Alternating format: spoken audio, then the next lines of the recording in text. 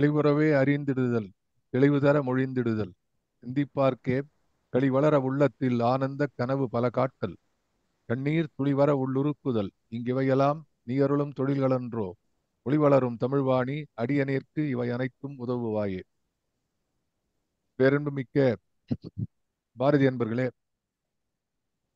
புவிகம் இலக்கிய அமைப்பு நடத்துகின்ற மகாகவியின் மந்திர சொற்கள் என்ற தொடர் நிகழ்விலே 195வது நிகழ்வாக இந்த மாலையிலே உங்களை நான் சந்திக்கிறேன். ஜூம் அரங்கிலே என்னோடு இங்கே அமர்ந்திருக்கக்கூடிய நண்பர்களுக்கும், பின்னால் இணையதளத்திலே பார்க்கக்கூடிய நண்பர்களுக்கும், பதிவிலே பார்க்க இருக்கக்கூடிய நண்பர்கள் ஆகிய அத்துணை பேர்களுக்கும் என்னுடைய நன்றி கலந்த வணக்கங்களை முதற்கண் உரித்தாக்கி மகிழ்கின்றேன். தொடர்ந்து பார்த்து கொண்டிருக்கிறோம் பாரதிய. எந்த பாடலையாவது கொஞ்சம் சீக்கிரம் முடிக்க முடியுமா, விரைவாக செல்ல முடியுமா என்று நான் பார்த்தால் முடியல. 4 லைன் தானே இருக்கு, ஒரு வெண்பா தானே பேச போறோம்னா வெண்பாவினுடைய ஈர்ப்பு விநாயகர் நான்மணி மாலையில் அப்படிதான் ஆச்சு. ஆகவே இதை படிக்கும்போது தான் காரணத்தை நான் பலமுறை நான் உங்களோடு பகிர்ந்து கொண்டிருக்கிறேன். ஒரு படைப்பாளி என்ன படைக்கிறான் என்பது ரொம்ப முக்கியம். அவன் என்ன எழுதியிருக்கிறான், என்ன கருத்தை பகிர்ந்து கொள்கிறான் என்பது முக்கியம். ஆனால் அதைவிட முக்கியம் அவன் ஏன் அதை படைத்தான் என்பது ரொம்ப முக்கியம். அதுதான், அந்த கேள்விக்கு தான் பதில் தேவை. இப்போ நம்மளே கேட்டுக்கொள்ளலாம். நம்ம எத்தனை பேர் இங்க வந்து கவிஞர்கள், படைப்பாளிகள், எழுத்தாளர்களா இருக்கிறோம். நம்ம ஏன் எழுதுறோம், என்னத்துக்காக எழுதுறோம்? நான் என்னுடைய ஆரம்ப காலத்திலிருந்து பார்க்கும் பொழுது கிட்டத்தட்ட ஒரு 50 ஆண்டு காலம் மேடையில, கல்லூரி காலங்களிலிருந்தே மேடையில் இருக்கிறேன். அப்ப யோசிச்சு பார்த்தா ஏன் இதெல்லாம் பண்ணேன், ஏன் எழுதினேன், ஏன் என்னுடைய முதல் கதை கல்கியில நான் எழுதி ஆரம்பிச்சேன், எதற்காக கவியரங்களை பங்கு பெற்றேன், எதற்காக அஹ், அஹ், தொலைக்காட்சியிலலாம் ரொம்ப ஒரு பெரிய நிகழ்ச்சிகள். ஏன்னு பார்த்தா ஒரு செல்ஃப் ப்ரொஜெக்ஷன்ங்கிறது அங்க இருக்கு எப்படியுமே. ஒரு முகநூல்ல ஒண்ணு எழுதினா கூட நம்ம ஏன் எழுதுறோம் சொன்னா இது எனக்கு தெரியும் என்பதனாலே நம்ம எழுதுகிறோம். ஆனால் ஒரு லட்சியத்துக்காக எழுதக்கூடியவர்கள் குறைவாக இருக்கிறார்கள். ஏன்னா குறையாக சொல்லவில்லை, இட்ஸ் a rarity. எத்தனை பெரிய எழுத்தாளர்களை கேட்டாலும் ஏன் என்ற கேள்வி, ஏன் எழுதுகிறேன் என்ற கேள்விக்கு வந்து பதில் சொல்லணும்னா ஒரு பர்பஸ் ரொம்ப கஷ்டம். சரி, சமுதாயத்தை திருத்தத்துக்கு எழுதுறேன், இதை வந்து சரி பண்றதுக்கு எழுதுறேன் அப்படின்னா அந்த எழுத்துல உள்ள போய் பார்க்கணும் அது இருக்கா அப்படின்னு. The proclamation does not absolve you of all that is what you are claiming to have in your writing. அப்போ இதைத்தான் நான் பார்க்கிறேன் ஒவ்வொரு முறை பார்க்கும் போதும். சாரி, பாரதியுடைய எல்லா விஷயத்துக்கும் சரி, சக்தி பாடல்கள் பாரதி எழுதுறான். எனக்கு ஏதாவது ஒண்ணு கேட்டா எழுதி ஒரு ஸ்தோத்திரம் எழுதி வச்சுன்னு வீட்டுல படிச்சுட்டு இருக்க வேண்டியதானே. எதுக்காக எல்லாருக்கும் எழுதிட்டு இருக்கான்? எதுக்காக எழுதினான்? சம் ஆஃப் ஹிஸ் சாங்ஸ் தேசபக்தி பாடல்கள். அவன் வாழ்ந்த காலத்திலேயே தேசபக்தி பாடல்களை இப்ப சீரநீரங்கள்னு சொல்லிட்டு இருக்கோம் மெரினால. அந்த காலத்து மெரினா பிபின் சந்திரபால்லாம் வந்த போது மெரினா கடற்கரை தலையாக இருந்தது அப்படின்னு எழுதுறாரு ரிப்போர்ட்ல. இப்படி கூட்டத்துல அந்த கடற்கரையிலே எழுந்து நின்று பாடியவன் பாரதி. மைக்கெல்லாம் ஒண்ணுமே கிடையாது, இந்த மாதிரிலாம் ஒலிபெருக்கி வசதியா கிடையாது, நின்று பாடுகிறார் எல்லாம் கூட பாடுறதுக்கு. இப்படி சில பாடல்கள். ஆனால் அவன் பாடிய ஆன்மீக பாடல்கள், அவன் அவன் எழுதிய சுயசரிதை, தன்னுடைய சுயசரிதை எல்லாம் படிக்கணும், தன்னை பாராட்டணும்னு எழுதியிருக்கிறான். ஏன் எழுதினா? First question that. இந்த கேள்வி வரும்போது இந்த குறிப்பாக இது போன்ற பாடல்கள் யாரா கேட்டாங்களா பாரதி கிட்ட போய்? நம்ம எல்லாம் எழுதுறது எப்படின்னா பத்திரிகை ஏதாவது போட்டி வந்தா எழுதுறது, இல்லைன்னா பொங்கல் தீபாவளி இது மாதிரி இருந்தா எழுதுறது, இல்லைன்னா ஒரு புத்தகத்தை பப்ளிஷ் பண்றது எழுதுறது, இது மாதிரி நம்ம போயிட்டு இருக்கோம். பாரதி கிட்ட போய் யாராவது கேட்டாங்களா, sir please give me the definition of Shakti, ஏன் எழுதினா? இந்த கேள்விக்கு தேப்போ மீனாட்சி சுந்தரனார் பதில் சொல்றார். இந்த கேள்விக்கு மிகச்சிறந்த ஆய்வாளராக விளங்கக்கூடிய பாரதி ஆய்வாளராக விளங்கக்கூடிய பேசுமணி பதில் சொல்கிறார். மிகச்சிறந்த ஆய்வாளராக விளங்கக்கூடிய வசுவ மாணிக்கம் போன்றவர்கள் இதற்கான விடைகளை சொல்லியிருக்கிறார்கள். அதோட முக்கியமா வந்து மதுரையில வெகு நாட்கள் இப்போதான் அவருக்கு வந்து ஹி இஸ் இன்டு ரிட்டையர்மெண்ட். அந்த இன்னொரு இடத்துக்கு போனா மதுரையில கமலாத்மான்ஜி இருந்தார். மதுரையில வெகு காலம் ராமகிருஷ்ண மடத்தினுடைய தலைவராக அவர் தான். அதுக்கு முன்னாடி சென்னையில் இருக்கும்போது அவர் தான் வந்து ராமகிருஷ்ண விஜயத்தினுடைய ஆசிரியராக இருந்தார். மிகச்சிறந்த அறிவாளி, மிகச்சிறந்த ஆய்வாளர். அவர் நிறைய வந்து பாரதியை பற்றி, விவேகானந்தர் பற்றி எல்லாம் இணைத்து நிறைய விஷயங்கள் அவர் எழுதியிருக்கிறார். அது மாதிரி வஉசி அவர்கள் சென்னையில வந்தபோது ராமகிருஷ்ணா மடத்துல வந்து பேசியது இதெல்லாம் எழுதியிருக்கிறார். ஸோ இந்த parallel level of understanding and incident நான் சொல்றதுக்கு காரணம், ஒருத்தர் இதை ஏன் எழுதினார் அப்படின்னு பார்க்கணும். விளையாட்டா சொல்றது, ஒரு வாட்டி வந்து எங்க நார்மலி கேட்கறது பிஹெச்டி வைவாவசியில ஆராய்ச்சி பட்ட படிப்பிலே ஒரு நேர்முகம் கடைசியில் இருக்கும் வைவாவசி. அது முடிந்தாதான் வந்து பட்டம் கொடுப்போம். அதுதான் final thing. It's an examination. அதுல வந்து ஒரு ஒரு கேள்வி கேட்போம். இந்த இந்த ரிசர்ச் நீ ஏன் பண்ணியிருக்க அப்படின்னு கேட்போம் பையனை. இதனால இந்த பயன் இருக்கும் சமுதாயத்துக்கு, இதனால இந்த இடத்துல இது there is no light in this particular area of subject, so we are doing some research over this அப்படின்னு பசங்கன்னா நார்மலா சொல்லுவான். ஒரு வாட்டி பார்க்கும்போது ஒரு பையனை கேட்டோம், why did you do this research, why, what is the motivation? I'll get my PhD sir அப்படின்னா. இது எனக்கு வார்த்தைக்கு வேண்டிய எல்லாம் சிரிச்சிட்டாங்க. ஒருத்தர் என்ன சீனியர் ப்ரொஃபஸர் இருந்தார். அவனுக்கு ஒரு அவனுக்கு இதுக்கு ஒரு பிளஸ் மார்க் போடுப்பா, உண்மையை சொல்லியிருக்கான்ப்பா அப்படின்னாரு அவர். என்ன அர்த்தம்னா, அவர் வந்து ஒரு கிட்டத்தட்ட 100-150 பிஹெச்டியை உருவாக்கினார். Maybe that is a reason for people. ஆனா அது தவறு நான் சொல்ல மாட்டேன். அதாவது அந்த நேரத்தில் ஒரு மாணவராக இருக்கும்போது நமக்கு அந்த பட்டம் கிடைக்க வேண்டும் என்று ஆசைப்பட்டு ஒரு விஷயத்துல ஈடுபடுகிறோம். அப்படி வாழ்க்கையில வந்து நம்ம ஏன் எழுதுறோம், என்ன எதுக்காக இதே the why is always should be followed. நாம் ஏன் இது செய்கிறோம், ஏன் இது செய்கிறோம் பண்ணும்போது வாழ்க்கையில நம்ம வெவ்வேறு நிலையில நம்ம வந்து அதை வெவ்வேறு விதமா பார்க்கணும். நான் பர்சனலா சொல்றது அப்படின்னா, என்னுடைய எல்லாத்துக்கும் வந்து ஒரு பர்பஸ் இருந்து இதுக்கு வேண்டி இங்க இது எழுதுறோம், இதுக்கு வேண்டி இது பண்றோம். I have been also a professional media person. So it was also earning. So இது எல்லாத்தையும் தாண்டி இப்போ நான் நினைச்சு பார்க்கும்போது நான் வந்து எதை வந்து உருப்படியா பண்ணிட்டு இருக்கேன் அப்படின்னு நான் நினைச்சு பார்த்தா, ஏன்கிற விஷயத்துக்கு தெரிஞ்சு நான் என்ன பண்றேன்னா ரெண்டு விஷயம். ஒன்று வந்து என்னுடைய தமிழ் வளர்த்த சான்றோர் இந்த நிகழ்ச்சி, இன்னொன்று வந்து மந்திர சொற்கள். ஏன் பண்றேன்னு தெரிஞ்சு பண்ணிட்டு இருக்கேன். ஏன் பண்றேன் அப்படின்னா, இதுதான் this is my life mission. பாரதியை வந்து படிக்கணும், பாரதியை உள்ள போய் பார்க்கணும் அப்படிங்கிற ஒரு பர்பஸ்ல நம்ம பண்ணும்போது அதனுடைய அதனுடைய விகசிப்பே வேறையா இருக்கு. அதனுடைய மலர்ச்சி என்பது வித்தியாசமாக இருக்கிறது. இது எதுக்கு சொல்றேன் அப்படின்னா, யாரு கேட்டா இப்ப Bharathi please give the definition of rules and law of definition எழுதி கொடு பாரதி கேட்டாங்களா? இல்ல. ஆனால் பாரதி அது செய்கிறான். இதை செய்யும் போது பாரதி நினைக்கிறான், ஒரு இந்த குயில் பாட்டு எடுத்துலாம், குயில் பாட்டு, பாஞ்சாத்தம் இதெல்லாம் ஏன் எழுதினா இதுக்காக, there's an origin for him. ஆனால் அது அத்தனையும் அவன் சமுதாயத்தை நோக்கியேதான் இருந்தது என்பது ரொம்ப அடிப்படையான விஷயம். அதனால்தான் வந்து அரசியலும் ஆன்மீகமும் பிரிக்க முடியாது என்று விவேகானந்தர் சொன்னார். It is different. ஆன்மீகம் டிஃபரெண்ட், அரசியல் டிஃபரெண்ட், சமுதாயம் டிஃபரெண்ட். இது வேற அது வேற இல்ல. இந்த ஆன்மீகம் என்பதிலே எல்லாம் கலந்திருக்கிறது என்ற ஒரு உண்மையை கண்டுபிடித்தவர்கள் தான் இப்படி எழுத முடியும். அதனால்தான் பாரதியினுடைய இந்த நோக்கு இருக்கிறதே, அவன் போகும் இடமெல்லாம் இதைத்தான் சொல்லிக் கொண்டிருக்கிறான். இதுல அதனால இந்த சக்தி இலக்கணத்தை பார்த்த உடனே எனக்கு ரொம்ப ஆச்சரியமா இருந்தது. இப்படி ஒரு கவிதையா? ஜஸ்ட் ஒரு 23 டெபினேஷன் சக்தியை பத்தி எழுதி விட்டுட்டானு. இது என்னதுக்கு அது பண்றான்? இதுல இன்னொரு விஷயம், there are scientists in our group. Sai Ganesh போன்றவர்கள்லாம் பியூர் ஃபில்டர்ட் சயின்டிஸ்ட் இந்த ஆர்கனைசேஷன்ஸ். அதெல்லாம் தெரியும். இப்போ சயின்ஸ் படிச்சா நிறைய பேர் இருக்கும். Many people are there, engineers. அறிவியல்ல வந்து சக்தி அப்படிங்கிறதுக்கு, எனர்ஜி அப்படிங்கிறதுக்கு கடவுளுக்கு என்னெல்லாம் டெஃபினேஷன் கொடுக்குறோமோ அதெல்லாம் அந்த எனர்ஜிக்கு இருக்கு. யாராவது சக்தியை பார்த்துருக்காங்களா? கிடையாது. You can't. But can you deny there is energy? No, you can't. பார்க்க முடியாது, ஆனா ஒத்துண்டானோ. இதுதான் விஷயம் கடவுளை பத்தி சொல்லும்போது. பார்க்க முடியும், ஆனா பார்க்க முடியாது.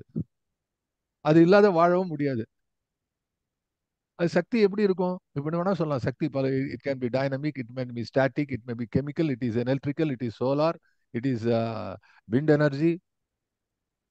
இயற்கையே எனர்ஜியா இருக்கு. எனர்ஜி, பொட்டன்ஷியல் எனர்ஜி அப்படிங்கிறான். உள்ளுக்குள்ள இருக்கு ஒரு கல்லுல பொட்டன்ஷியல் இருக்கு, இடம் எனர்ஜி இருக்கு. தூக்கி போட்டா தலையில அடிக்கும். இருக்கிற வரைக்கும் ஒழுங்கா இருக்கும். அசையும் பொருளில் இருக்கிறார், அசையா பொருளில் இருக்கிறாய். பக்கத்துல வந்து எனர்ஜியோடைய டெஃபினேஷனை வச்சுட்டு சக்தியோட டெஃபினேஷனை போட்டு பாருங்க, எல்லாம் ஒரே மாதிரி இருக்கு. ஒன்றும் வித்தியாசமே இல்லை. That is why the great people like Einstein said, all great scientists, யாரெல்லாம் உண்மையான சயின்டிஸ்ட் யாரெல்லாம் இருக்காங்களோ, they all accepted that is a power, and that is called power, and that is called Sakti, that is called energy. And energy can neither be created nor destroyed. எல்லாத்துலயும் energy இருக்குன்னா இது எல்லாமே வந்து கடவுளுக்கு எழுதி பாருங்க. யுவர் ஆல் சயின்ஸ் பேக்ரவுண்ட் இருக்கிறவங்க இல்லைன்னா புக்கு பார்த்துட்டு ஒரு பக்கம் எனர்ஜிக்கு உள்ள கேரக்டர்லாம் எழுதி பாருங்க, இந்த பக்கம் வந்து கடவுளுக்கு இருக்கிற கேரக்டர்லாம் எடுத்து பாருங்க, எல்லாம் ஒரே மாதிரி போயிட்டு இருக்கும், அப்படியே போயிட்டு இருக்கும். And that is what we call as Shakti. That's what Bharathi say Shakti, இல்லையா? அதனால இந்த அனுபவத்தை நான் பார்க்கிறேன். இப்போ வந்து இந்த அறிவியல், அரசியல், ஆன்மீகம், இது எல்லாத்தையும் ஊடுருவக்கூடிய ஒரு ஒளி பொருந்திய ஒரு ஆற்றல் எது என்று சொன்னால் அது இந்த சக்தி. அந்த சக்தியை வழிபட வேண்டும் என்று பாரதி நினைக்கிறான். அது தான் பெற்ற யாம் பெற்ற இன்பம் பெருகை வையகம் என்று அந்த அந்த அந்த மந்திர சொல் இருக்கிறதே, அதை பின்பற்றுகிறான் பாரதி. அப்போ பாரதிக்கு வந்து எந்த விதமான குழப்பமும் கிடையாது. ஏன் என்பதற்கு அவன் எடுத்துக்கொண்டு ஒரே ஒரு விஷயம், பாரதி கவிதையை பத்தி சொல்றேன். பாரதி ஏன் சில விஷயத்தை எழுதுகிறான் பத்திரிகைங்கிறது வந்து அரசியல் காரணத்துக்கு மட்டும் எழுதியிருக்கிறான். இல்ல வந்து அவர் ஜி சுப்பிரமணியர் கேட்டா இது இந்த கட்டுரை எழுதி கொடுப்பா அப்படின்னு கேட்டா அவர் எழுதி கொடுத்துருக்காரு. இதை மொழிபெயர்த்து போடுன்னு சொன்னா போட்டிருக்காரு. அப்படி கூட பாரதி தனக்கு இஷ்டம் இல்லாத பண்ணது கிடையாது. நான் ஏற்கனவே சொல்லியிருக்கிறேன், பாரதியுடைய மொழிபெயர்ப்பு எப்படி இருக்கும்னு சொன்னா, இப்படி பார்த்துன்னு he has attended that particular conference, அவர் அந்த கருத்தரங்கத்தை போய் சேர்ந்தா இப்படிலாம் எழுதுற விஷயமே கிடையாது. ஈவன் நியூஸ் ரிப்போர்ட் ஒரு பக்கம் இங்கிலீஷ் வெர்ஷன் இருக்குமா, அதை படிப்பார் இப்படி, அப்படி படிச்சுட்டு மனசுல வாங்கி இந்த பக்கம் தமிழ் எழுத ஆரம்பிச்சிருவார். So it is that kind of activity Bharathi he had given his heart. அப்ப இதுல நமக்கு இன்னொரு விஷயம் புரியுது என்ன அப்படின்னா, எந்த விஷயத்தையும் மனசோட பண்ணினானா அந்த காரியம் சிறக்கும் என்று சொல்கிறார்களே, அப்படி இந்த மனசோட பண்றது, மனசு பதிந்து பண்றதுங்கிறாங்களே, அதுக்கு என்ன அர்த்தம் அப்படின்னா, you understand why you are doing it, you have got an answer for that why. ஏன் என்ற அந்த கேள்விக்கு பதில் என்று தெரிகிறதோ அதுதான் மனசோட பண்ற காரியம். அப்படி செய்ததுதான் பாரதி. அதனால வந்து இந்த பாரதியுடைய ஒவ்வொரு பாட்டும் வந்து இப்படி கொஞ்சம் நேரம் அது விளக்கமா இந்த ஒவ்வொரு லைனுக்குமே நேரம் மாறுது. ஆகவே இதை நான் ஒரு விளக்கமாக சொல்கிறேன், என்னை விளக்கிக் கொள்வதற்கே சொல்கிறேன். அது உள்ளுக்குள்ள போய் பார்க்கணும் எப்படி அந்த அந்த அந்த niceties and nuances, as I used to say, இதுதான் நான் பாரதிக்கு செய்யக்கூடிய ஒரு பதில் மரியாதை. ஒரு ஒரு ஒரு ஒரு ஒரு பெரிய ஒரு விஷயம், ஒரு ஒரு விருந்து சாப்பிட்டா கூட அது சாப்பிட்டான்னா நல்லா சுவையா இருந்தா, ஐயா ரொம்ப சுவையா இருக்கு. There are some of my friends, even my own father used to have that habit to his time. ஏதாவது ஒரு விருந்துக்கு போய் சாப்பிட்டா முதல்ல he will go and meet the அந்த சமையல் பண்றவர் யாரு சீஃப்னு போய் பார்ப்பார். பார்த்துட்டு அவர்கிட்ட வந்து ரொம்ப நல்லா இருந்து அப்படின்னு பாராட்டி தான் வருவார். ஸோ இது போல வந்து நம்ம வந்து சாதாரண வாழ்க்கையில நடக்கக்கூடிய விஷயங்கள் எல்லாம் நம்ம பண்றோம். ஒரு நல்லது பண்ணா பாராட்டுறோம். பாரதி நமக்கு எவ்வளவு நல்லது பண்றான், எவ்வளவு அற்புதமான விஷயங்களை கொடுத்துருக்கான். அவனை எப்படி போய் பாராட்டுறது, எங்க போய் பாராட்டுறது? we should get back to his poems. அதை பற்றி பலருக்கு சொல்ல வேண்டும், அதை பற்றி பலரிடம் பேச வேண்டும், அதனுடைய உண்மையான பொருளை நாம் அறிந்து கொள்ள வேண்டும். அதுதான் தட் இஸ் த ஐடியா. ஆகவே இந்த பின்னணியில பார்க்கும்போது மறுபடியும் இந்த முறை இந்த பாட்டை பார்த்துடலாம் ஒரு முறை. அற்புதமான வரிகள். ஒவ்வொரு ஸ்டான்ஸாவும் நீ முதல் ஸ்டான்ஸா மட்டும் பார்த்துட்டு இருக்கோம், அதை இன்னொரு முறை படிச்சுட்டு திருப்பி அந்த அந்த இதுக்குள்ள போலாம். துன்பம் இல்லாத நிலையே சக்தி.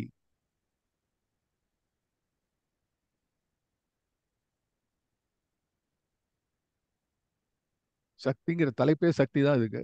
துன்பமில்லாத நிலையே சக்தி, தூக்கம் இலா கண் விழிப்பே சக்தி, அன்பு கனிந்த கனிவே சக்தி, ஆண்மை நிறைந்த நிறைவே சக்தி, இன்ப முதிர்ந்த முதிர்வே சக்தி, எண்ணத்திருக்கும் எரியே சக்தி, முன்பு நிற்கின்ற தொழிலே சக்தி, முக்தி நிலையின் முடிவே சக்தி. இதுதான் பாட்டு. அதை மனசுல வாங்கிட்டு மறுபடியும் இப்போ வந்து அந்த பாட்டு ஒவ்வொரு லைனா போலாம். துன்பமில்லாத நிலைய சக்தியை பத்தி நான் பேசிட்டேன். தூக்கமிலா கண் விழிப்பை பத்தி போன முறை இந்த ரெண்டுத்தையும் நம்ம பார்த்தோம். இன்று பார்க்கக்கூடியது அன்பு கனிந்த கனிவே சக்தி. ஸோ இந்த லைன்ல போலாம். அன்பு கனிந்த கனிவே சக்தி. இதை பற்றி பேசும்போது போன முறை சொன்னது உங்களுக்கு நினைவு இருக்கலாம். கனிந்த பின்னும் கனிந்து கனிந்து கருணையானது, முடிந்த பின்னும் முயன்று முயன்று முழுமையானது என்று ஒரு கவிதையை சொன்னேன். இந்த கவிதையில் இருக்கக்கூடிய அழகு, ஒரு விஷயம் கனியிறது. இப்ப வந்து ஒரு ஒரு பழம் கனிந்திருக்கிறது. வாழைப்பழம் எளிதாக கனியக்கூடியது. வாழைப்பழம் வச்சா வந்து அதுவும் அந்த பெரிய சைஸ் வாழைப்பழம் வாங்கினான்னா அது வந்து ஒரே ஒரே நாள்ல கனிஞ்சிரும். காயிலேருந்து கனி ஆயிடும். ஏன்னா இதெல்லாம் வந்து chemical attract whatever reason பி கனிஞ்சிரும். அது 2 நாள் கனிஞ்ச பிறகு 3ஆம் நாள் கனியும் போது அதுக்கு கனிந்ததுன்னு சொல்ல மாட்டாங்க, அழுகி போச்சும்பா. அது பயனற்று போயிடும். அப்ப இது என்ன பொருள்? இது கனிந்த பின்னும் கனிந்து கனிந்து கருணையானது என்றால் அன்புக்கு அதுதான். இந்த அன்பு என்பது கனிந்து கனிந்து அந்த கனிவது என்பது தொடர்ச்சி, தொடர்ச்சியான ஒரு ஒரு செயல், ஒரு நிகழ்வு. அது எல்லாவற்றையும் நிகழும் போது அந்த கனிவு என்பது அது அது வந்து பயன்படாத அழுகிய தன்மைக்கு கொண்டு போயிடுறது. அதான் பழத்தை பொறுத்தவரைக்கும் கனின்னா பழம் தான் நமக்கு தெரியும். ஆகவே கனிந்தது என்பது பழமாகிறது என்பதுதான் நம்ம கொண்டு வரும் சாதாரணமா பார்க்கும் பொழுது. ஆகவே அது கனிந்து கனிந்து கனியும் போது அது பயன்படாமல் போகிறது. ஆனால் அன்பு அன்பு அப்படி அல்ல என்கிறான் பாரதி. அன்பு என்பதை பொறுத்தவரை அதை நீங்க கனிய வைக்கலாம், எவ்வளவு வேணா தாங்கும். சில பேர் சொல்றான் பாருங்க இந்த நகைச்சுவையில, எவ்வளவு அடிச்சாலும் தாங்குவான்டா அப்படிங்கிறாங்க சில பேர். சில நகைச்சுவைக்கு பின்னாடி வந்து பெரிய தத்துவங்கள் எல்லாம் இருக்கிறது. எவ்வளவு தான் தாங்குவோம். அப்போ ஆண்டவன் என்ன செய்கிறான் இந்த உலகிலே? செய்க தவம் செய்க தவம், அன்பிற் சிறந்த தவம் இல்லை என்று பாரதி ஏன் பேசுகிறான் என்று சொன்னால், அன்பைத்தான் கனிய வைக்க முடியும், மற்றெல்லாம் கனிய வைக்க முடியாது.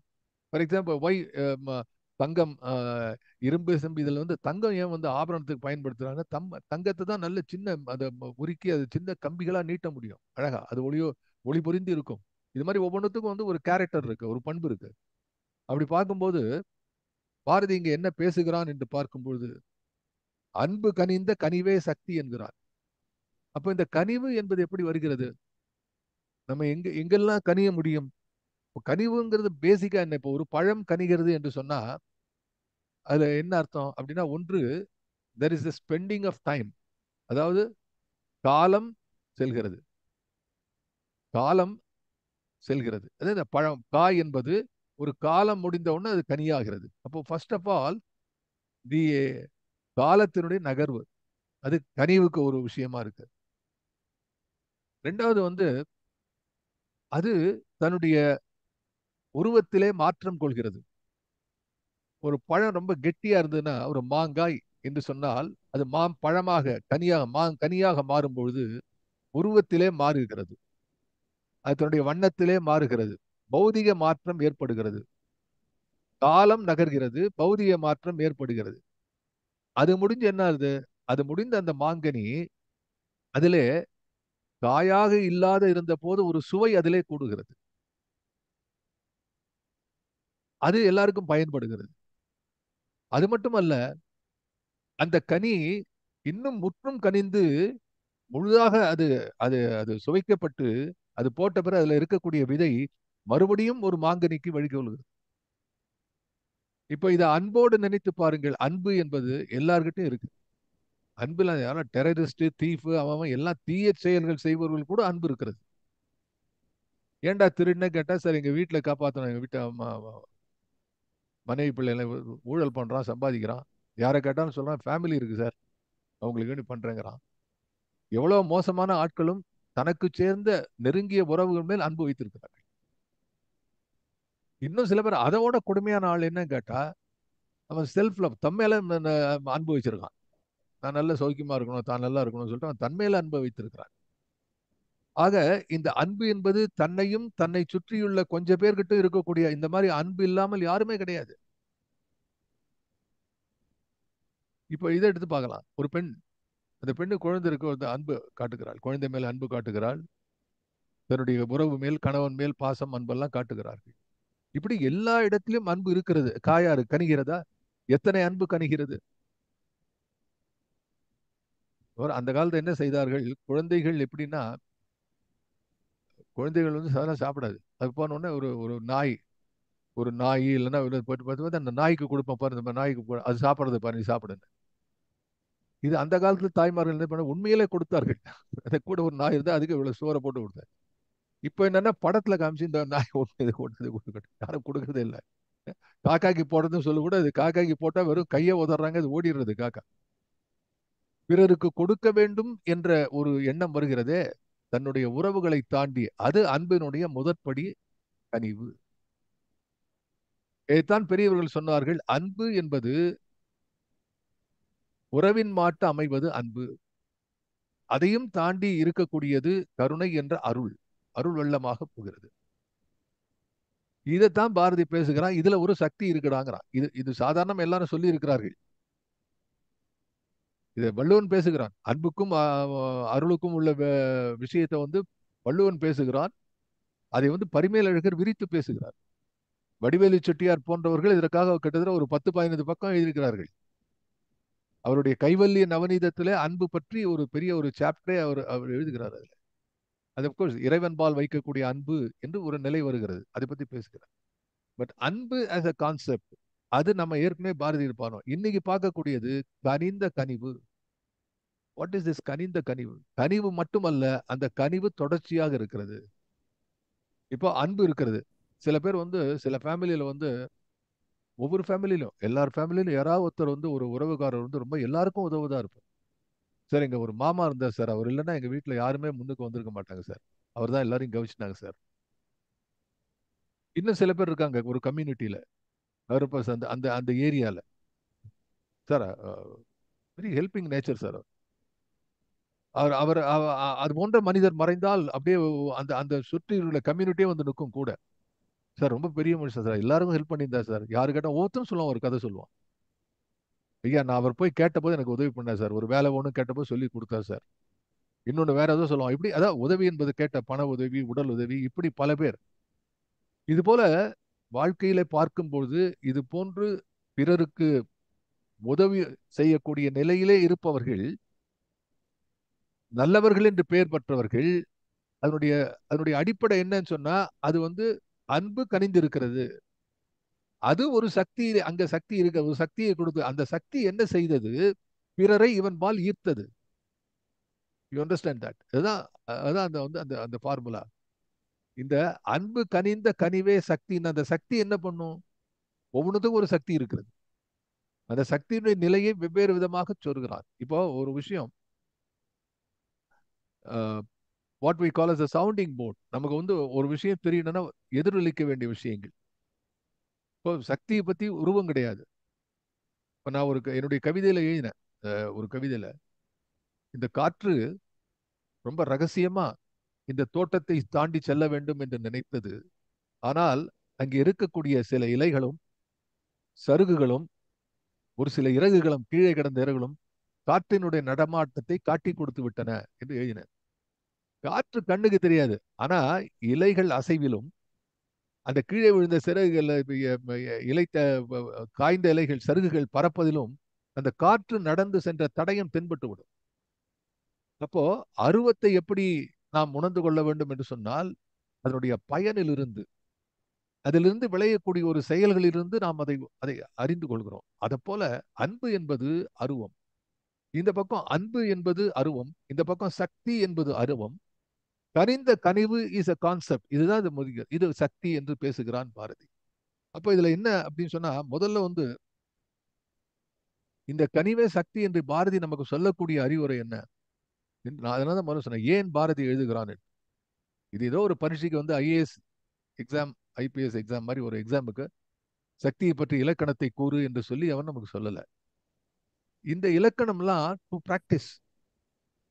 எப்படி புதிய ஆத்திசூடியிலே பாரதி வந்து ஒரு ஒரு டைடாக்டிக் லிட்ரேச்சர்ல ஒரு செய் என்ற அளவிலே இதை செய்ய வேண்டும் என்று ஒரு குறிக்கோளோடு சொல்கிறானோ, அதை போல பாரதி நினைக்கிறான், இங்கே சக்தியினுடைய இலக்கணம் என்றால் சக்தி என்ற இறைவனுடைய இறைவி தலைவியுடைய இலக்கணம் என்பது மற்றன்றி எப்படி செயல்பட வேண்டும் என்ற இலக்கணத்தை சொல்கிறார் வாழ்க்கையில.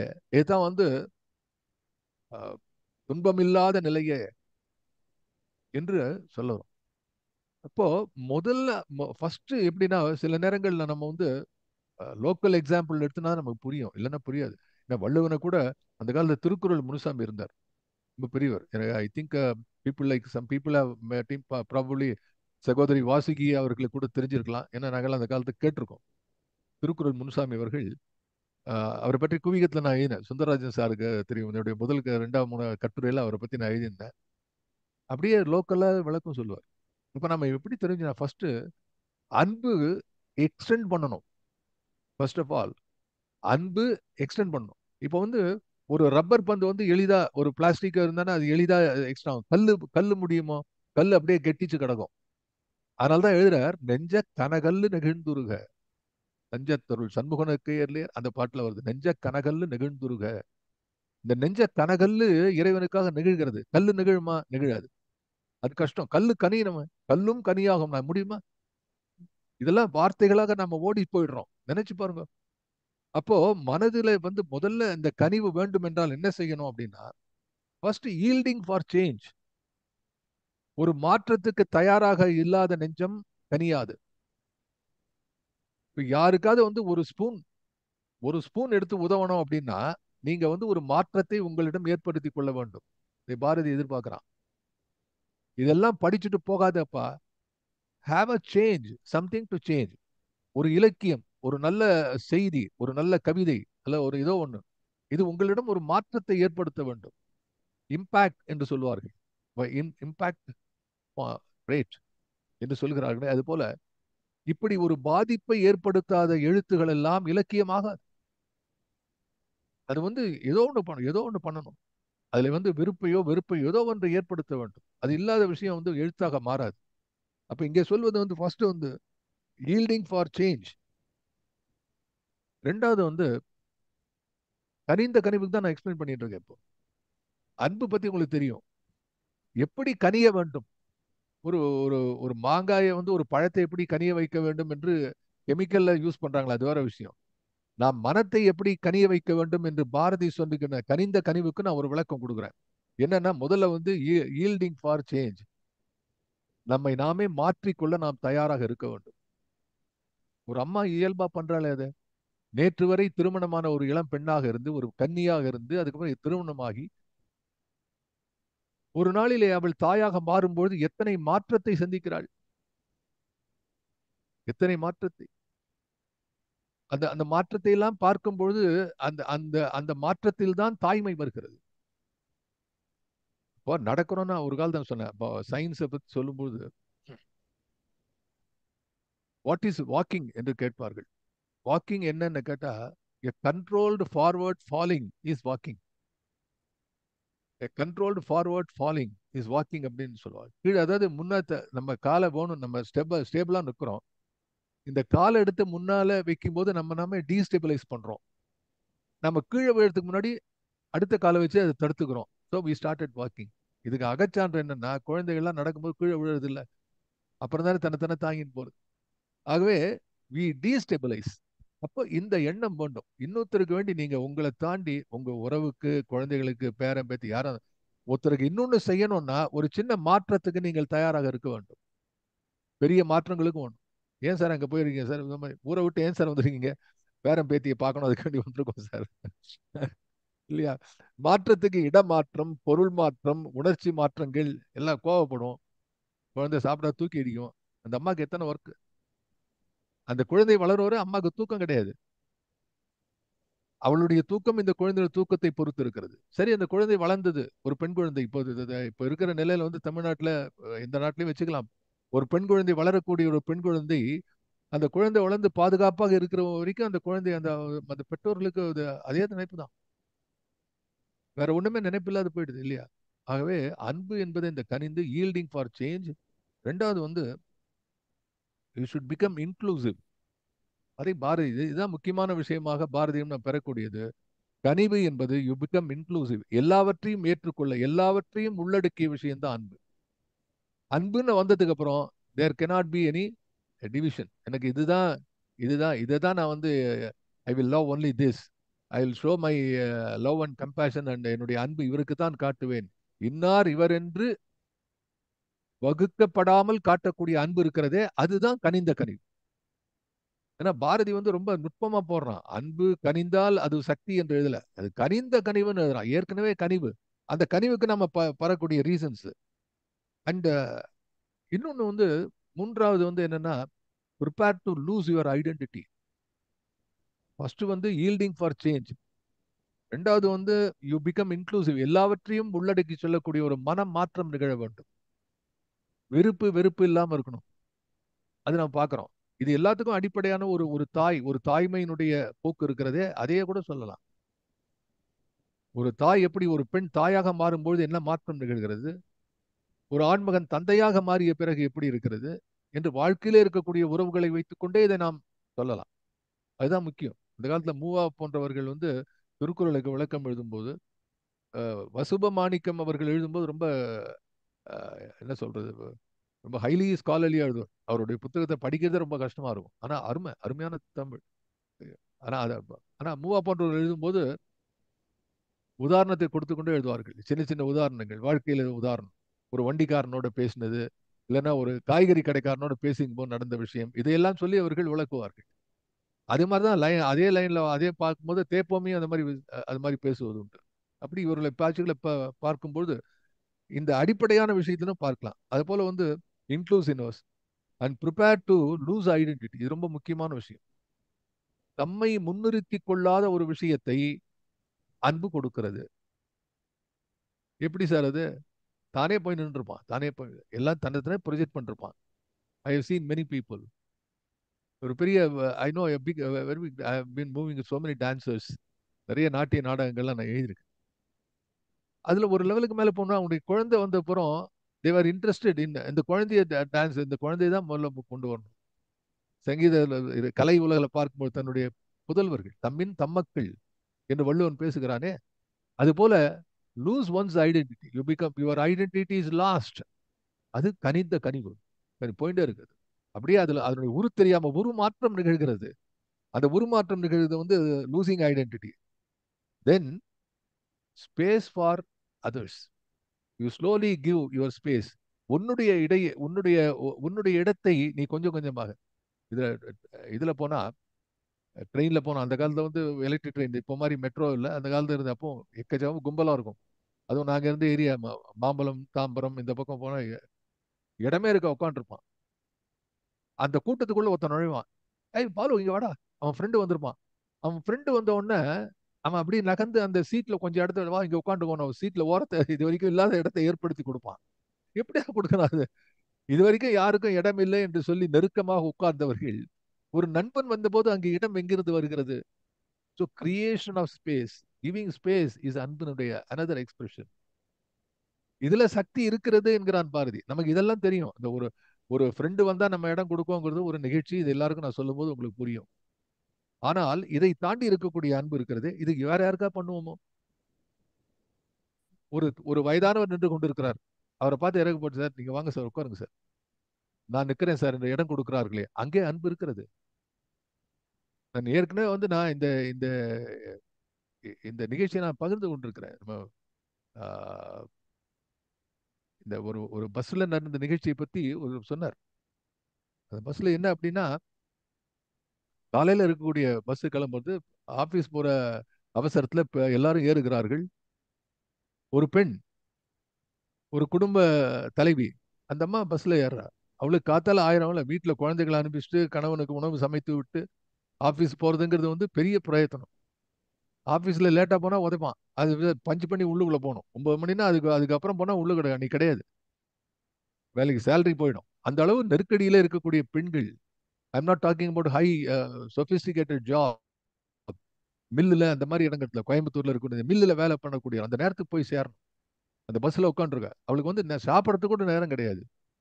எனவே என்ன செய்கிறாள், அந்த உட்காந்துருக்கிற பஸ்ல டிஃபன் பாக்ஸை திறந்து அதுல இருக்கிற ஒரு ஒரு இட்லி அப்ப சாப்பிட்டதான் உண்டு. இல்லைன்னா ஃபேக்டரிக்கு போனதுக்கு அப்புறம் சாப்பிட ஆரம்பிச்சா அவன் திட்டுவான் மேனேஜர், என் வீட்டுல சாப்பிடுறது இங்க வந்து இருக்கிற டயத்தை வேஸ்ட் பண்றேன்ட்டு. எனவே அந்த நேரத்தை பயன்படுத்தி அவள் அந்த அந்த பஸ்ல உட்காந்து சாப்பிட போறா. அந்த நேரத்துல பஸ் ஒரு குலுக்கல். அப்படியே அவ சாப்பிட அந்த சட்னி கிட்னி சாம்பார்லாம் கீழே வந்துருது பக்கத்துல. பக்கத்துல கத்துறான், ஏமா இந்த மாதிரி வந்திருக்க? எல்லாம் திட்டுறாங்க அவளை. அந்த அந்த சீட்ல உட்காந்து இருந்தவங்க எல்லாமே திட்டிட்டு இருக்காங்க, இந்த மாதிரி பண்ணிட்டு இருக்கேன். அதுக்குள்ள நியாயம் தான், அவங்க மேல இந்த மாதிரி பட்டிருக்கேன். இது நடக்கும் பொழுது அந்த பஸ்ல இருக்கக்கூடிய சிறு பையன் ஒருத்தன் ஸ்கூலுக்கு போற பையன், அந்த பையன் எழுந்து கேட்கறான், ஆண்டி நீங்க சாப்பிடலையே, என்னோட பொட்டி போச்சே, என் டிஃபன் பாக்ஸ்ல இருக்கிற இந்த சாப்பாட்டை எடுத்துக்கிறீங்களான்னு கொடுக்குறான். இந்த நிகழ்ச்சியை கேட்டபோது மனம் நெகிழ்ந்து போகிறது. அப்போ எல்லாரும் ஒரு விஷயத்தை பார்க்கும்போது அந்த பையன் வந்து அவ தவறு செய்தாள், அது பண்ணக்கூடாதுதான். ஒரு எல்லாருக்கும் நடுவில் திறந்து அங்க சாப்பிடக்கூடிய இடம் அல்ல. மற்றவர்கள் அவளை கோபித்துக் கொண்டது சரியான விஷயம்தான். அவளுடைய நிலை எப்படி? ஆனா இதையெல்லாம் தாண்டி அந்த சாப்பாடு கொட்டி போச்சு, சாப்பாட்டுக்கு இந்த அம்மா என்ன பண்ணுவா, என்னுடைய சாப்பாட்டை கொடுக்குறேன்னு ஒரு பையன் போறான் பாருங்க, ஒரு சிறுவன். அதுதல்லவோ அன்பு, அதல்லவோ கனிந்த கனிவு. இப்படி வாழ்க்கையில வந்து கனிந்த கனிவே சக்தி என்பதற்கு நீங்கள் உதாரணங்களை 1000 பார்க்கலாம். நமக்கு தெரியாத விஷயம் கிடையாது. இது மாதிரி 1000 உதாரணங்களை நம்ம சொல்லிக்கொண்டே போக முடியும், வாழ்க்கையில பார்த்திருக்கிறோம். ஆனால் எப்படி பின்பற்றுகிறோம்? அதில் சக்தி இருக்கிறது என்று உணர்ந்து கொண்டோமா? It has been passed on as a simple incident, but that is the reason what Bharathi says கனிந்த கனிவு என்று சொல்கிறான். And then another important character of கனிந்த கனிவு, more acceptable. more acceptable. First வந்து நம்ம ஏதாவது ஒரு ஆபீஸ்ல, அலுவலகத்துல, வேற எங்கேயாவது போனாலும் நம்மளுடைய முதல் முயற்சியே ஒரு எதிர்ப்பு தான், ஆப்போசிட் வியூ. அதாவது ரொம்ப ஒரு ஆச்சரியமான விஷயம் என்ன அப்படின்னா, ஒரு ஒரு ஒரு ஒரு கான்ஃபரன்ஸ், ஒரு கருத்தரங்கம்னு இருந்தானா, ஒருத்தர் பேசினா அதுல இருக்கக்கூடிய சரியான விஷயத்தை ஒத்துக்கொண்டு ஆம் என்று சொல்வதை விட அதை எதிர்த்து ஒன்று சொல்ல வேண்டும் என்று தான் எல்லாருக்கும் இன்ட்ரெஸ்ட் இருக்கும். Because they want to show that I know something more than yours. இப்படி மனிதர்களுக்குள்ளே இருக்கக்கூடிய உறவு முறை இருக்கிறதே, மனிதர்களுக்குள்ளே இருக்கிற உரையாடலிலோ அல்லது வந்து இன்டராக்ஷன், இதுல என்ன அப்படின்னு சொன்னா, இதுல வந்து இல்லாத விஷயம் என்ன போறது அப்படின்னு சொன்னா, you are not acceptable everywhere.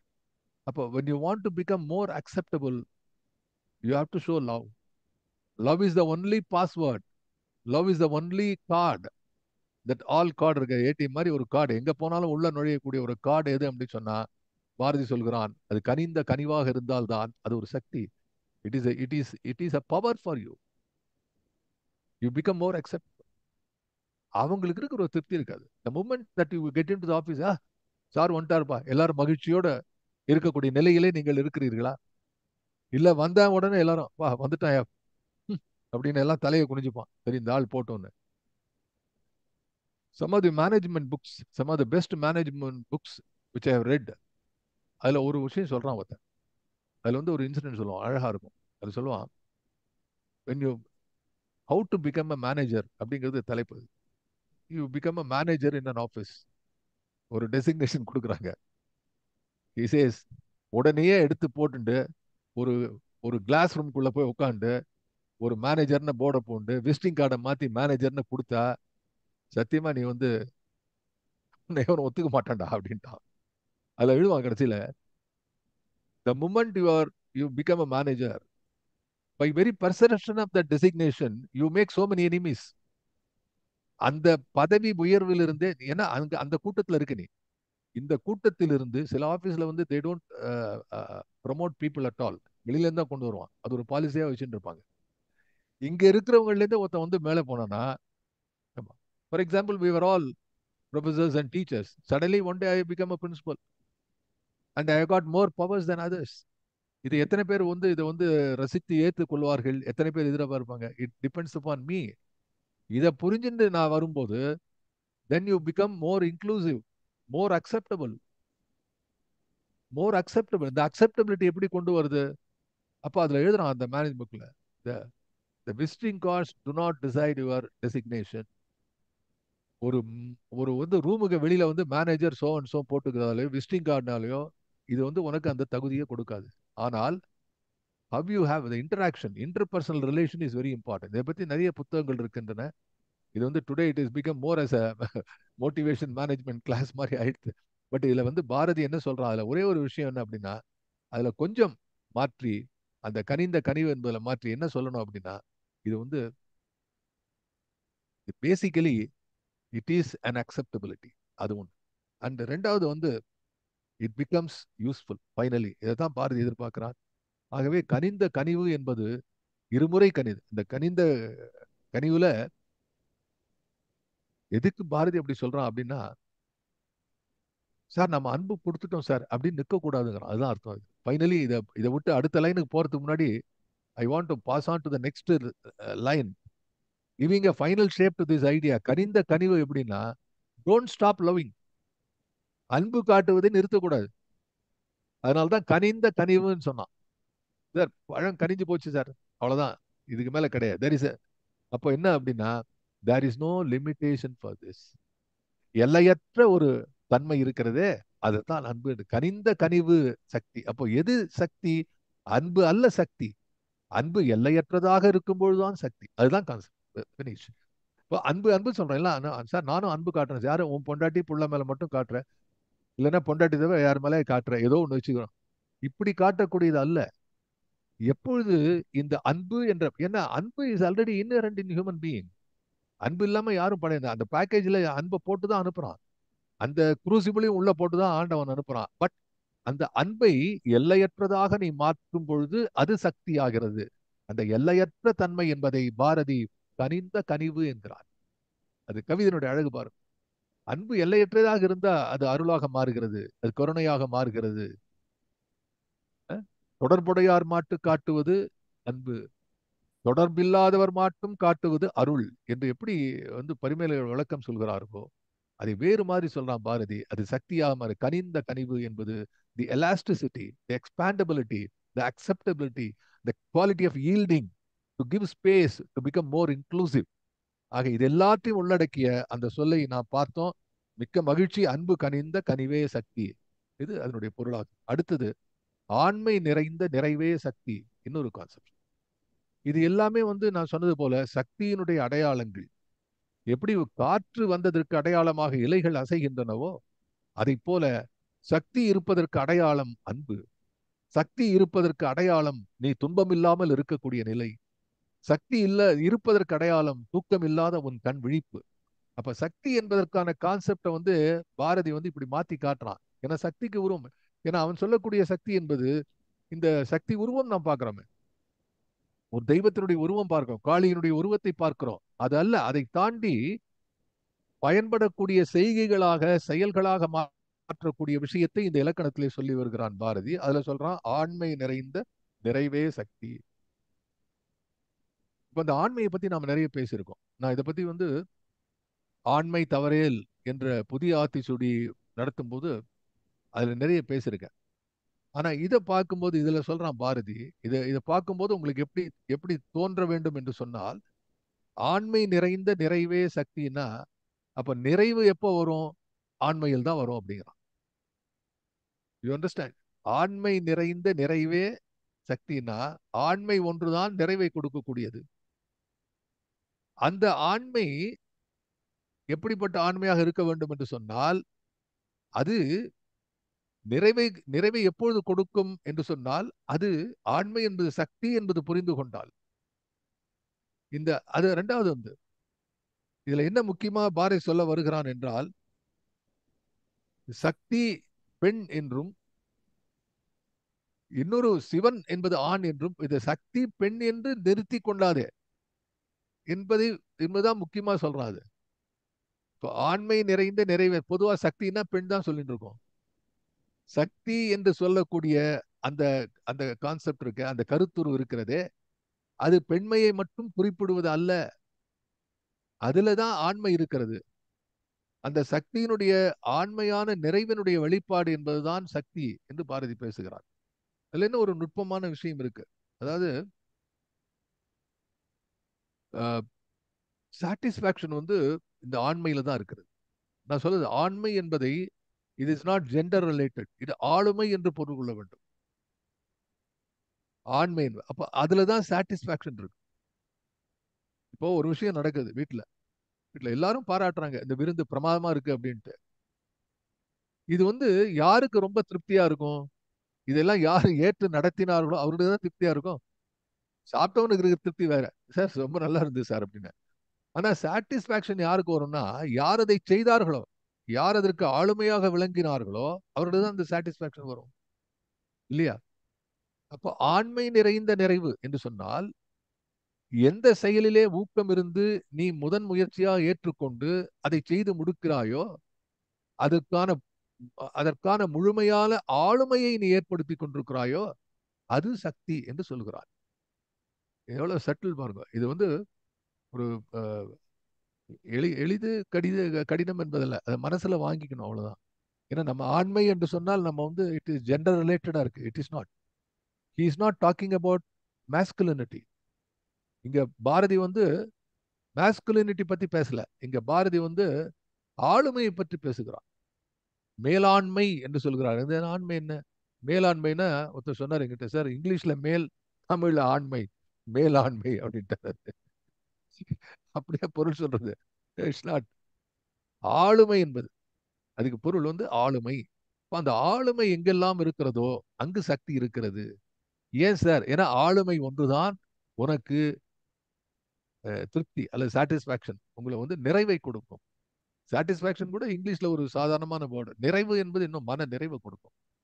நிறைவு என்பது உடலை பொறுத்தல்ல, நினைவு என்பது மனம். எனவே அது நமக்கு புரிகிறது. அப்போ எந்த எந்த விஷயத்துல இப்போ வந்து ஃபார் எக்ஸாம்பிள் பாரதி நினைக்கிறான், ஆஹ், இது வந்து தேசம் விடுதலை இருக்கிறது.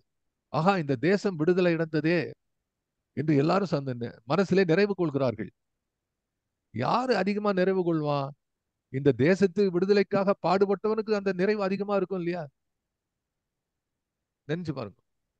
ஒரு வீட்டுல ஒருத்தன் இருக்கான், ஒரு இது ஒரு குடும்ப சூழல்ல பார்க்கும்போது, குடும்பத்துல ஒரு பெரிய வீடு கட்டுறது ஏதோ வாட் எவர் இட் இஸ் அது பண்றான். தானே முயன்று ஒருவன் தன்னுடைய ஆளுமையினாலே அதை செய்யும் போது அவனுக்கு இருக்கக்கூடிய நிறைவு இருக்கிறதே, அது சக்தி என்று சொல்கிறான். அப்ப சக்தி என்பது செயல்பாடுகளிலே மட்டும் அல்ல, சக்தி என்பது இம்பாக்ட்லயும் இருக்கு.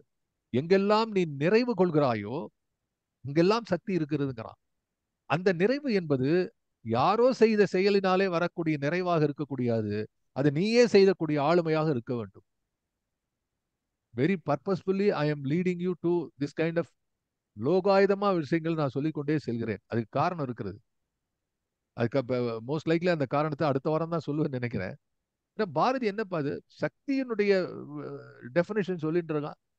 இறைவனுடைய டெபினேஷன்னா வந்து உனக்கு வந்து மாத்தி மாத்தி சொல்றான். யோகத்தை பத்தி பேசுறான், திருப்பி சாதாரண லோக்கல் பத்தி பேசுறான். யோகம் ஒரு பக்கம், லோக்கல் ஒரு பக்கம். இப்படி போயிட்டு இருக்கு. எப்படின்னா அதனுடைய விடை பின்னாடி வருகிறது. ஆகவே நம்ம நினைச்சு பார்க்கும்போது ஆண்மை நிறைந்த நிறைவே என்று சொல்லும் பொழுது அவன் சொல்லக்கூடிய ஆளுமையினாலே கிடைக்கக்கூடிய திருப்தி, அந்த நிறைவு மனத்துக்கு வரும்பொழுது அது ஒரு சக்தி என்கிறான். சரி, இப்படி நினைச்சு பார்க்கலாம். இது இது இன்னொரு இன்னொரு டிஸ்டன்ஸ் போலாம். இதுல இன்னும் கொஞ்சம் உள்ள போய் பார்த்தா ஒன்றுக்கொன்று இருக்கக்கூடிய தொடர்பு. இந்த இந்த நிறைவு இருக்கும் பொழுதுதான் உனக்கு அந்த கனிந்த கனிவு வரும். இந்த ஆளுமையில் தான் கனிந்த கனிவு வரும். அதிலிருந்து துன்பம் இல்லாத நிலை போகும். இந்த பின்னாடி நாம தொட்டு காட்டலாம். இந்த 23 இலக்கணமும் ஒன்றுக்கொன்று படியாக, எப்படி வந்து ஒரு கோவில்ல வந்து படியில ஏறி இறைவனுடைய தரிசனம் கிடைக்கிறதோ அதே போல படிப்படியாக ஏறி ஒரு தரிசனத்தை காட்டுகிறான் பாரதி. அது ரொம்ப முக்கியமான செய்தி. ஆகவே ஆண்மை நிறைந்த நிறைவே சக்தி என்பதுல முக்கியமான செய்தி, இந்த ஆண்மை என்பது பெண்மைக்கு காம்ப்ளிமெண்டரியா இருக்கக்கூடிய ஆண்மை அப்படி இல்ல பொருள். இது ஆளுமை என்று பொருள். அந்த ஆளுமையை நீங்கள் ஏற்படுத்திக் கொண்டு உங்களினாலே உங்களுடைய செயல்களினாலே ஆளுமையினாலே வரக்கூடிய ஒரு ஒரு ஒரு நிறைவு இருக்கிறதே, இந்த ஆண்மை நிறைந்த, அது நிறைந்த என்பதிலே இந்த பொருள். எப்படி கனிந்த கனிவு என்பதற்கு ஒரு பொருள் சொன்னேனோ அதுபோல நிறைந்த என்பதற்கு பொருள் என்ன சொன்னால் there is more of your contribution அதுல. சார் நானும் அந்த அந்த கூட்டத்துல இருந்தேன் சார். நானும் அந்த அந்த சினிமாவில் நடிச்சேன் சார். என்ன நடிச்சேன்னா ஒரு 100 பேர் இருக்கிற கூட்டத்துல நானும் ஒரு ஓரத்துல இருந்தேன் அப்படின்னா, நீ இருந்த ஆனா your contribution is very less. அப்ப பாரதி என்ன நினைக்கிறான்? இந்த ஆளுமை என்று சொல்லும் போது ஆளுமை நிறைந்த ஆண்மை நிறைந்த நிறைவு என்கிறான். அப்போ அதுல வந்து யுவர் கான்ட்ரிபியூஷன் வேறவர், அதான் பாரதியினுடைய எண்ணம். அதான் பாரதி தான் வாழ்ந்த 39 ஆண்டுகளே தன்னுடைய கான்ட்ரிபியூஷன், என்னுடைய பங்கு இருக்கிறதே அதை கொடுத்து கொண்டே இருந்தான். அதுதான் சக்தி என்று சொல்கிறார். இதைத்தான் நம்ம நினைச்சு பார்க்கணும். நான் என்னுடைய பங்கை கொடுத்து கொண்டே இருக்கிறேன். நான் ஒரு ஒரு ஒரு ஒரு கூட்டத்துல பேசுகிறேன்னா என்னுடைய பேச்சு கேட்க வந்தேன்னா கேட்பது பூரா கேட்கணும். அது நம்முடைய பங்கு.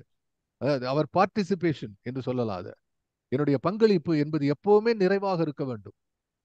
அதுதான் ஆளுமையை கொடுக்கிறது. அப்படி அப்படி ஆளுமையிலே ஒரு நிறைந்த பங்களிப்பை நீ கொடுத்தால் அதுதான் சக்தியினுடைய வெளிப்பாடாக இருக்கிறது. வேர் லைஸ் த எனர்ஜி, அதுதான் சக்தி. அதுதான் நான் முதல்ல அறிவியல்ல சொன்னேன். How energy is transform, where is energy. யாரா நினைச்சு பார்த்தா தண்ணியில எனர்ஜி இருக்குன்னு நினைச்சு பார்த்தானா தண்ணி பாட்டுக்கு ஓடிட்டு இருக்கு. Somebody find the turbine. அது ஒரு சக்கரத்தை சுத்து அது அதனுடைய ஆற்றலினாலே சக்கரத்தை சுற்றும் பொழுது ஒரு சக்தி உருவாகிறது. ஸ்லைட்லி அந்த அந்த அந்த பாரடிம் ஷிஃப்ட் என்று சொல்கிறார்களே, அதை போல ஒரு சின்ன சின்ன மாற்றத்தை, சின்ன எண்ண மாற்றத்தை பாரதி சொல்லி காட்டுகிறார். இதெல்லாம் தான் இந்த சக்தி. You're all after power, you're all after energy. இந்த சின்ன சின்ன விஷயங்கள்ல வந்து எப்படி ஒரு அருமையாக வந்து அவன் பாரதி எழுதுனான் பாருங்க. அது சொல்றான் அவன். ஆண்மை நிறைந்த நிறைவே சக்தி. எனவே இதுல ஆண்மை என்பதை ஆளுமை என்று வைத்துக் கொள்ளுங்கள். இனி அடுத்தது இன்ப முதிர்ந்த முதிர்வே சக்தி. இது ஒரு அருமையான ஒரு கான்செப்ட். இன்ப முதிர்ந்த முதிர்வே சக்தி. இதுல நமக்கு தெரிஞ்ச வார்த்தையில கொஞ்சம் வித்தியாசமா பேசுறான் பாரதி இந்த பாட்டுல. எல்லாருக்கும் கனிவு தெரியும். கனிந்த கனிந்த கனிவுங்கிறான். என்ன சார் இது? முதிர்ந்த முதிர்வு அப்படிங்கிறான். அஹ், இங்கதான் நின்னு பாரு. முதிர்வு என்பது நமக்கு தெரியும். இதுல ஒரு கான்செப்ட் என்ன அப்படின்னா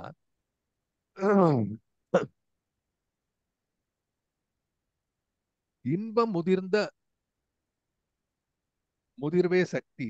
ஏன்னா அதுல வந்து இன்பம் உதிர்ந்தன்னு சொல்லக்கூடாது சார். புணர்ச்சி விதிப்படி பார்க்கும்போது இன்பம் உதிர்ந்தது, இன்பம் உதிர்ந்த முதிர்வு அப்படி இல்லை, ஆப்போசிட்டா போயிடும். முதிர்வதிலே இன்பம் அடைய வேண்டும். அதாவது ஒரு முதிர்ச்சி வரும்போது, ஒரு முதுமை வரும்போது, முதிர்ச்சினா முதுமையை வச்சுக்கலாம். இப்ப முதுமையில யாருக்கா இன்பம் இருக்கிறதோ, யாரெல்லாம் வந்து தலையில டை அடிச்சிங்களோ அவெல்லாம் நான் பாராட்டுவேன் எப்பவுமே. என்னோட ஃப்ரெண்டு ஒருத்தர் அவர் டை அடிக்க மாட்டேன் அப்படின்னார். காரணம் அது ஏதாவது இருந்தாருன்னு டை அடிக்கிறது, அடிச்சா அவர் தலையில தான் அடிச்சுக்கணும். தலையில. ஆக வாழ்க்கையில பார்க்கும்போது நான் பாருங்க, முதுமையை ஏற்றுக்கொள்ளாதவர்கள் பல பேர் இருக்கிறார்கள். அது டை அடிக்கிறது, கண்ணாடி போட்டுக்கிறது, மேல மாத்திக்கிறது. என்னுடைய உரு மாறுகிறது, என்னுடைய உடல் மாற்றம் பெறுகிறது என்பதை தயக்கத்தோடு சொல்லுகிறார்கள். அதை ஏற்றுக்கொள்ள மறுக்கிறார்கள். அது ஏன் அப்படின்னா பிறர் ஏற்றுக்கொள்ள மாட்டார்கள் என்று இவர்கள் நினைக்கிறார்கள். ஆகவே ஒரு அடிப்படையில பார்த்தா என்ன நினைக்கிறோம், இன்ப முதிர்ந்த முதிர்வு என்று சொன்னால் முதிர்விலே இன்பம் காண வேண்டும். இது எத்தனை பேரால இதுல வந்து தத்துவார்த்தமா சொன்னா சங்ககால போனோம்னு சொன்ன மாதிரி நாளை சாக போகும் பிணங்கள் இன்று போகக்கூடிய பிணங்களை பார்த்து அழுகிறதுன்னு சொன்னான். இதோட சொல்ல முடியாது. சங்ககால புலவன் மாதிரி சொல்ல முடியாது. நாளைக்கு சாக போற இன்னைக்கு செத்தவனை பார்த்து அழகியன்னா. ஆகவே இந்த முதிர்ச்சி என்பது மரணத்தை நோக்கிய பயணம். அது ஞாபகம் வச்சுங்க. Every day is a day of your your calendar being taken away. உன்னுடைய வாழ்நாளில் ஒவ்வொரு நாளும் கிழித்தெறியப்படுகிறது. கடைசியில ஒற்றை நாள்ல வந்து நிற்கும், அதுவும் விற்று போகும். அப்போ இந்த முதிர்ச்சி என்பது மரணத்தை நோக்கிய பயணம் என்று தெரிந்தவர்கள், அது முதல்லயே தெரியாது, போக போக தான் தெரியும். முதல்ல சாஸ்வதமா இருப்போம்னு நினைக்கிறான். 30-40 வயசுக்காரனை போய் கேட்டானா ஹி டசன்ட் பாதர். ஒரு எல்ஐசி இன்சூரன்ஸ் வாங்குறது அவங்ககிட்ட எல்லாம் தொங்கின்றாங்க சார். போட எனக்கு எதுவும் இன்சூரன்ஸே வேண்டாம், நான் மைசெல்ஃப் இன்சூருங்கிறான். But he is not sure anymore. அந்த இன்சூரன்ஸுக்கு அப்புறம் கொஞ்சம் வயசானது அப்புறம் ஹி அவன் தனக்கு தானே ஷூர் இல்லைன்னு ஒன்று தான் இன்சூர் பண்றான். I am not sure anymore that I will be in good health. அவன் மெடிக்கல் இன்சூரன்ஸ் பண்ணிக்கிறான். My life will be in danger, I am not sure my life will be always perfect. அப்ப life insurance பண்றான். So he has to depend upon somebody to be insure. அதுதான் இன்சூரன்ஸ்னு அர்த்தமே. ஆகவே இந்த நிலைப்பாட்டில் இருக்கக்கூடியவன் இன்ப முதிர்ந்த முதிர்வே சக்தி என்று சொன்னால் இதிலே இன்பத்தை இப்ப இன்னொன்னு சொல்றேன். முதுமை வேறு, முதிர்ச்சி வேறு. நான் ரொம்ப காலத்துக்கு முன்னாடி ஒரு 40 வருஷம் முன்னாடி எனக்கு கவிதை, அதுல கவிதையில் இருக்கும். நான் இது மாதிரி முதுமை வேறு, முதிர்ச்சி வேறு. That is ageing is different from maturity. Ageing எல்லாருக்கும் ஆயிட்டு இருக்கும், சில பேர் ஆகும். அந்த காலத்துல இவர் சொல்லுவார், யாரு நம்ம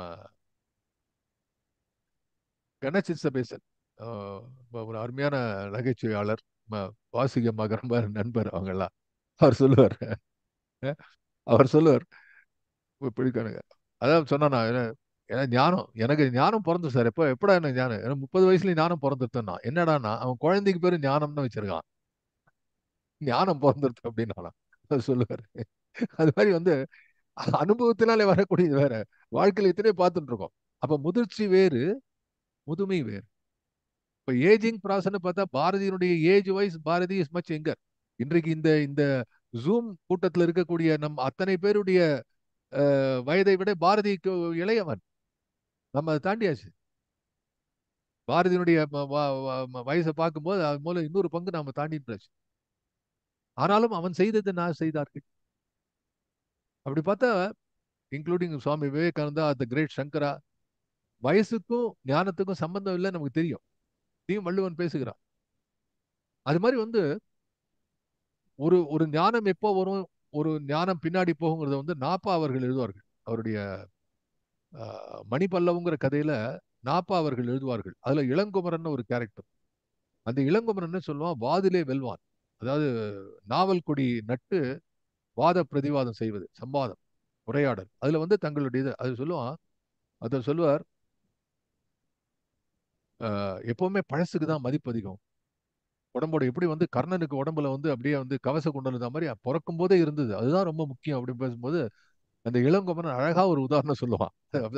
இளங்கோவன் சொல்லான்னா யாரு, நாப்பா தான் எழுதியிருக்கார். அவருக்கு தான் சொல்லுவார், ஒரு காளை மாட்டிலே அதனுடைய உடலோடு பிறந்த குழம்புகளை காட்டிலும் பின்னாலே முளைத்த கொம்புகளுக்கு வலிவு அதிகம் என்று சொல்வார். அதாவது அது பின்னாடி தான் வந்தது, இட் இஸ் லேட்டர் அடிஷன், ஆனா அதுக்கு வலு அதிகம் என்று சொல்லுவார்.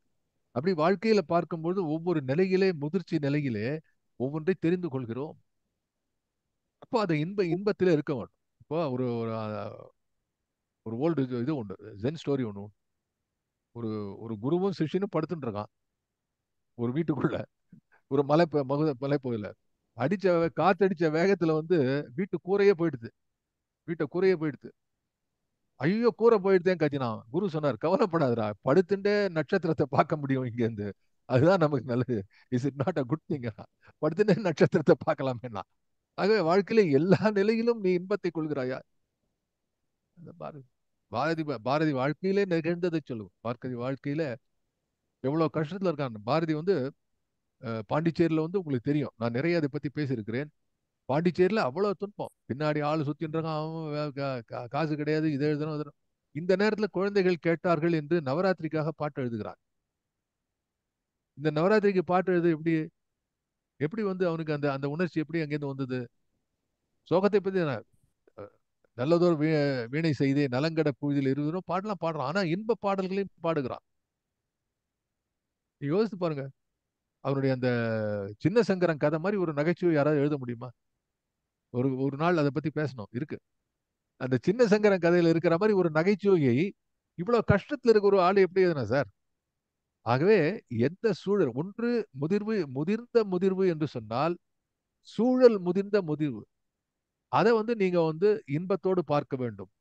தன்னுடைய முதிர்வை மட்டுமல்ல, பிறருடைய முதிர்வையும் சேர்த்து பார்க்க வேண்டும். இதுல இன்னும் கொஞ்சம் இதை பற்றி விளக்கமா சொல்லக்கூடிய வாய்ப்பு வேண்டும். அதை நான் அடுத்த வாரம் பயன்படுத்திக் கொள்வேன். இன்றைய தினம் நேரம் நெருங்கி விட்டது. ஏன்னா இதுக்கும் முதிர்ந்த முதிர்வா போயிட்டு இருக்கக்கூடாது. நேரத்துக்கும் முதிர்ச்சி போயிட்டு இருக்கக்கூடாது. இது ரொம்ப முதிர்ந்ததுன்னா கஷ்டம். ஆக இந்த அளவிலே மறுபடியும் உங்களிடம் நான் சொல்லிக் கொள்வது நிறைவு செய்ய. பாரதியோட இந்த ஒரு வரியில இவ்வளவு சொல்லணுமா சார்? ஒரு வரிக்கு இவ்வளவு இருக்கான்னு கேட்டா அதுதான் கனிந்த கனிவு. அதுதான் முதிர்ந்த முறிவு. நன்றி.